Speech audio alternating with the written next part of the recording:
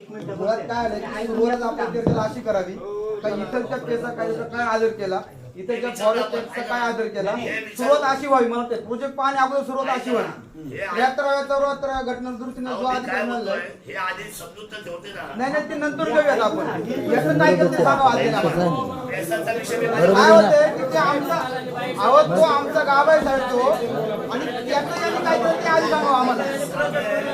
पेसाचं आणि 35 अनुसूचीचं काय केलं नाही ते बघण्याआधी हे सांगावं त्यांनी आम्हाला.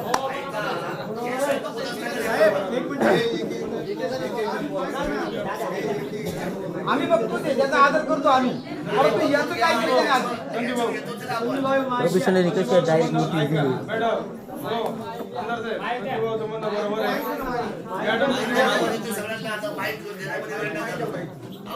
संजूभाऊ म्हणणं बरोबर आहे. मॅडमनी याच्याविषयी 2 शब्द सांगावे सुरुवातीला, मग हे चालू काय केलं सांगावं.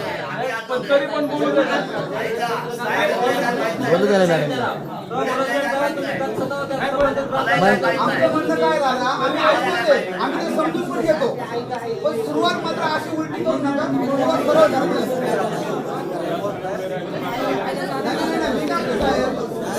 सुरुवात इकडे करा. हे सगळं बनवलं आता मी त्याचं काय केलं. गावोगावामध्ये जेवढी गावं त्याच्यामध्ये प्रदूषण महामंडळ मिटिंग घेतली का, डायरेक्ट नोटीस दिली ग्रामपंचायतला.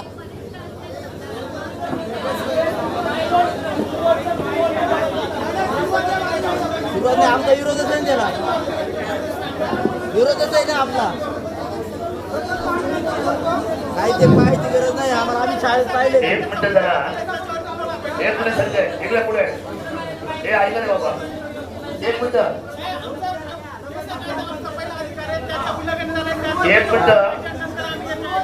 हे ऐक जरा राजा, ऐक जरा एक मिनिट जरा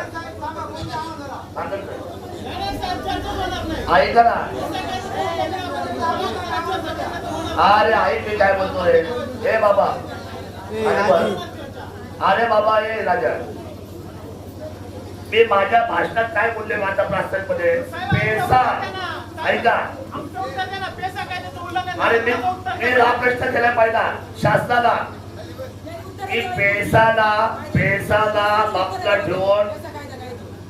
बाजूला ठेवून हा प्रोजेक्ट होणार नाही.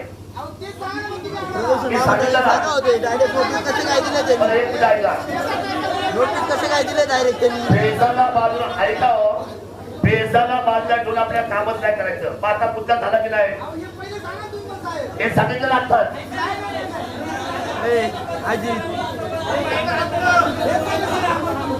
आजी बांगर बोला ना.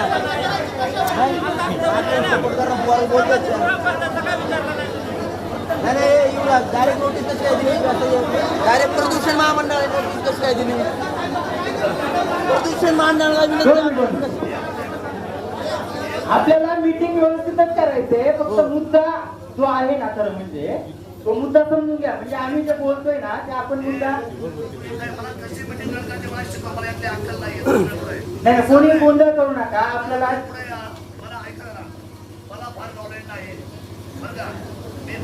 ऐका जरा, मला फक्त ही मीटिंग कशी रन करायची हे मला फक्त सांगायचं. मुद्दा नाहीये. आपण संजू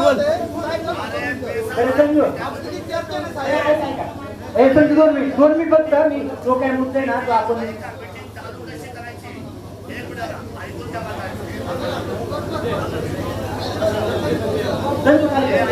एक मिनिट माझा प्रश्न आहे मुद्दा काय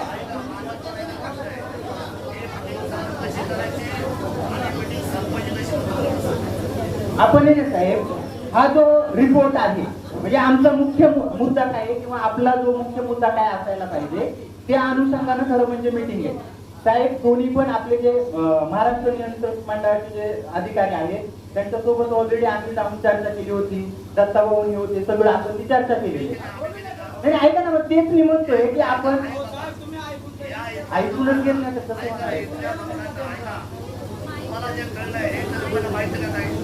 तेच सांगतो ना. मग सुरू करू ना. हा मुख्य मुद्दा काय आपला की हा जो प्रकल्प आहे बरोबर, तर तो जो काही प्रकल्प आहे ना, आता आपण डायरेक्ट जर प्रेझेंटेशन चालू केलं तर त्या प्रकल्पामध्ये काय आहे काय नाही हे सगळं आपल्याला ते सांगणार बरोबर ना, आणि मग आपण त्या काय त्याच्यामध्ये आहे काय नाही त्याच्यावरती आपण चर्चा करणार.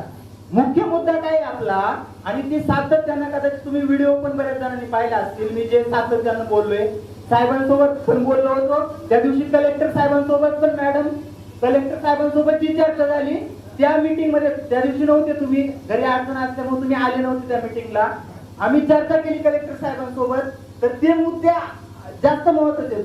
भाऊ देखील त्या दिवशी होते. मुख्य मुद्दा काय आहे की हा जो प्रोजेक्टचा रिपोर्ट जो बनवलेला आहे ना, तो रिपोर्ट बनवायच्या आधी, त्या रिपोर्ट बनवायच्या आधी खरं म्हणजे ज्या आपल्या ग्रामसभा आहेत ना, त्या ग्रामसभांमध्ये चर्चा करणं गरजेचं आहे. ते चर्चा करणं, आणि जे काही आता हे प्रेझेंटेशन होते ना, हे इथं प्रेझेंटेशन होणार आहे, ते आमच्या ग्रामसभांमध्ये प्रेझेंटेशन व्हायला गरजेचं होतं. हे झालेलं नाहीये, हे लक्षात घ्या.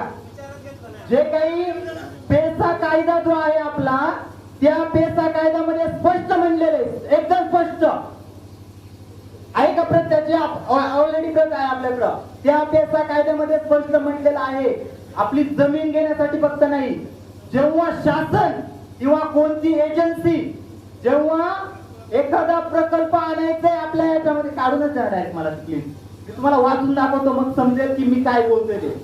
जेव्हा एखादा प्रकल्प आपल्या भागामध्ये, जो काही भाग आपला पेसा क्षेत्राचा भाग आहे, 26 नंबर मी तुम्हाला वाचून दाखवतो, त्या दिवशी कलेक्टर साहेबांसोबत पण मॅडम आम्ही ही चर्चा केलेली आहे.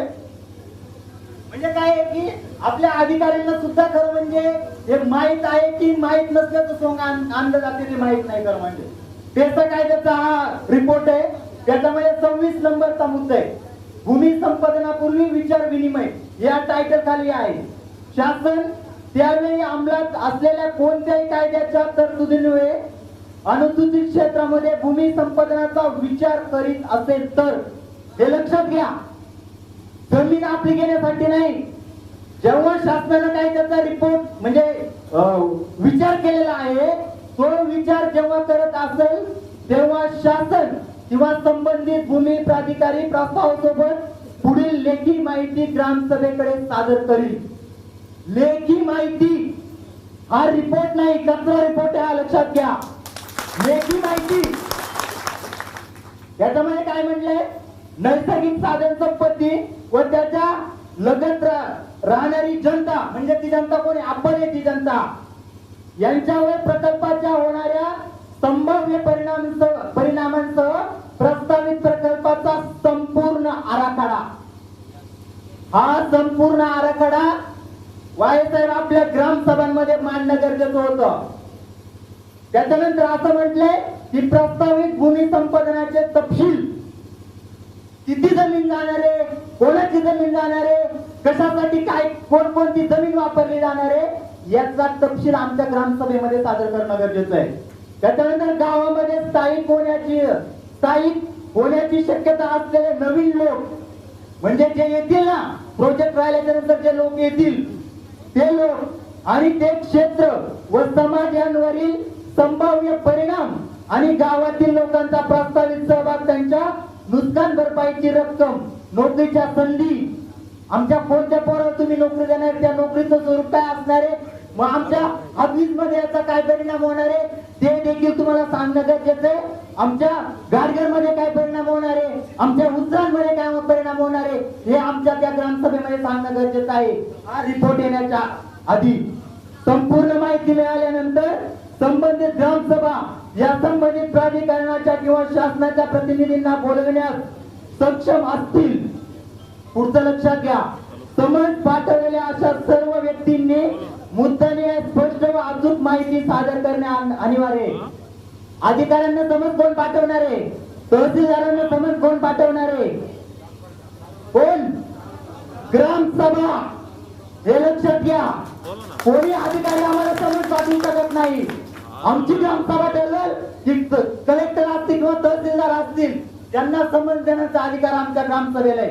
हे लक्षात घेण्याची गरज आहे. त्यानंतर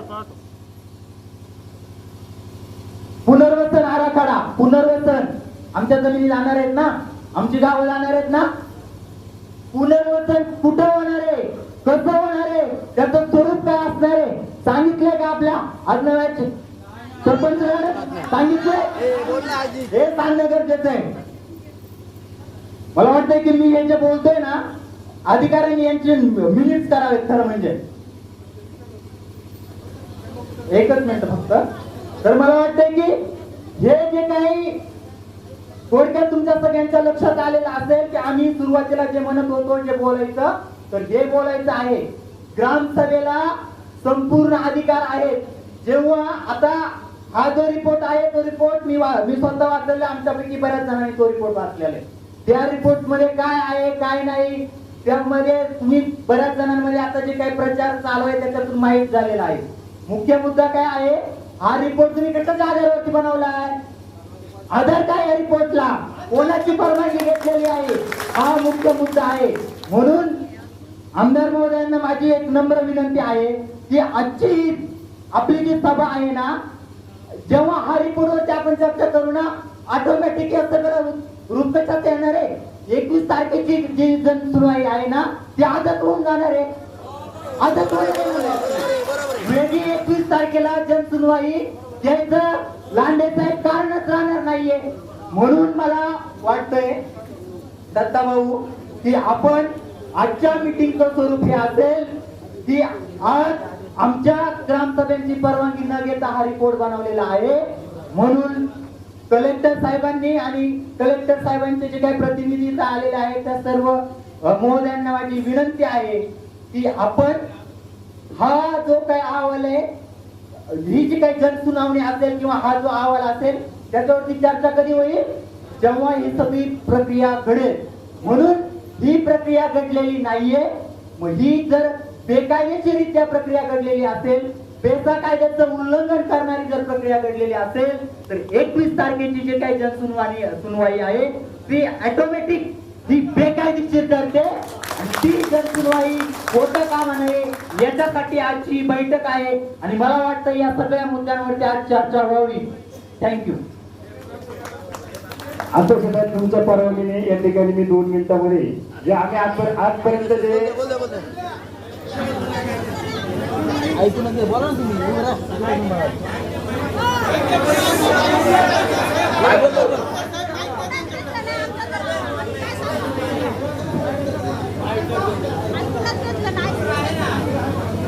जिल्हाधिकाऱ्यांचं काय मत होतं तुम्ही भेटून आलेला नसता, मला कळलेलं नाही भेटलं नाही. जिल्हाधिकाऱ्यांना आम्ही भेटलो, हे ऐकलंय जिल्हाधिकाऱ्यांना आम्ही जेव्हा भेटलो त्यांच्या समोर हे सगळं आम्ही मांडलं. आता जे मी मांडलं आपल्या समोर जे मांडलं ते सगळं आम्ही जिल्हाधिकाऱ्यांसमोर मांडलं. पहिला मुद्दा, जिल्हाधिकारी साहेब जे आहेत,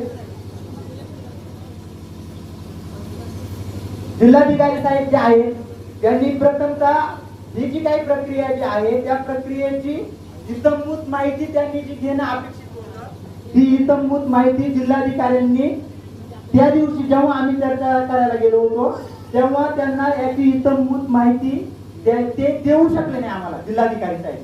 की हे सगळं जी प्रक्रिया आहे ती प्रक्रिया काय आहे, तिथं काय घडलेलं आहे, कोणती प्रक्रिया झालेली आहे याबद्दल जिल्हाधिकारी साहेबांना देखील ब्रीफिंग केलं गेलेलं नव्हतं. हा पहिला मुद्दा. दुसरा मुद्दा, जिल्हाधिकारी साहेबांनी एकतर व्यवस्थित जी चर्चा करणं गरजेचं आहे, काहीतरी शिष्टमंडळ आलेलं आहे त्यांनी चर्चा करणं अपेक्षित आहे, ती चर्चा देखील जिल्हाधिकारी साहेबांनी व्यवस्थितपणे घडून आणलेली नव्हती. हा दुसरा मुद्दा. मला वाटतं आणि काय होते हे सरकार सारखंच हे माईक पण झालेलं वाटतं. तिसरा मुद्दा, की जिल्हाधिकारी साहेबांनी आम्हाला सांगितलं की तुमचं जे म्हणणं आहे ते म्हणणं तुम्ही लेखी स्वरूपामध्ये अजून विस्तृत स्वरूपामध्ये मला द्या. आणि लगेच त्याच्या दुसऱ्या दिवशी आम्ही त्याचा ड्राफ्ट बनवला. आता जे मांडलं जे रेफर केलं त्याचा ड्राफ्ट बनवला, जिल्हाधिकारी साहेबांना आपण सबमिट केलाय. आमदार महोदय, जिल्हाधिकारी साहेबांना आपण ते सबमिट केलं आहे. मला अशी आज अपेक्षा आहे ज्या अर्थानं ते निवेदन ऑलरेडी 2 दिवसांपूर्वी जिल्हाधिकारी साहेबांपर्यंत पोहोचलेलं आहे, आणि जिल्हाधिकारी साहेबांनी त्यांचे प्रतिनिधी आज तिथं मीटिंग मध्ये पाठवलेले आहेत.